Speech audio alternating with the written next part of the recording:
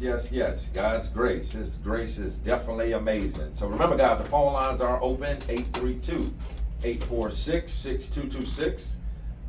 So thank you for tuning in again to the Rapology Show. If you're just tuning in, we're talking about fathers. We're celebrating on this Father's Day weekend.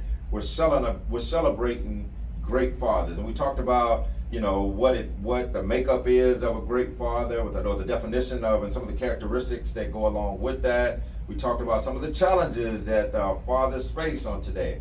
But no matter, the one thing that I have seen that was consistent, that no matter what challenges we face, we keep pushing on. And I encourage all of our fathers to continue to do that. And so on the issue of parenthood, what would you guys say is, let's talk about raising sons. Because we know sons, again, are the next generation of fathers, or the next generation of men.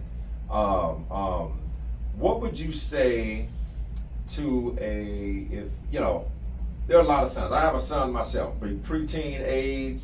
He's learning, he's trying to be the best kid that he can be. But as you know, in that preteen age or teenager years, we're figuring things out. Puberty may be setting in. The girls are looking good. We got so much peer pressure out there. We got direction and things like that. Because before that, parents were just saying, "Hey, you do this, all right, then I'll do it." But they're leading us in a way. But now we're out in the schools now, and we know the social aspect of things. And kids today that struggle with social media. With the invention of social media, as we mentioned before, it's a lot of temptation. Mm-hmm. And the crazy part about temptation is everything is pulling at you. Everything. And so a kid, teenager, from a son's viewpoint, they have to make decisions. Do I listen to what my father and what my parents are saying, or do I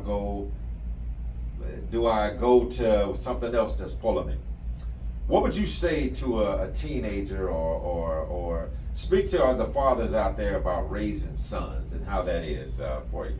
I'm gonna speak on both sides of it as a mentor, tutor to many young males, and I'm pro parenthood. Mm-hmm. I mean, that's the first thing I go on when I speak with parents, and I have the ability to provide tutelage. But so remember, we talked about some of the characteristics earlier in the show, right? Mm-hmm. A child is born, a son is born. Yeah. Behold. Well, from the beginning, whatever environment that the child is born into starts to shape the initial norms, the language that they hear, right? So to all the parents out there, and this is from my own playbook that I developed as I became a parent, right? I didn't know this at 20, I didn't know this at 25, I didn't know this at 30.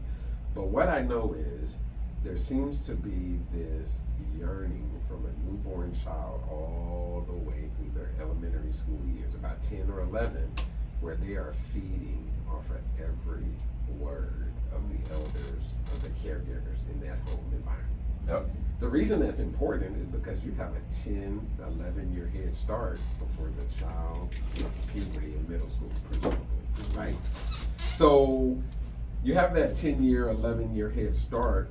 How are you talking to the child? How are you building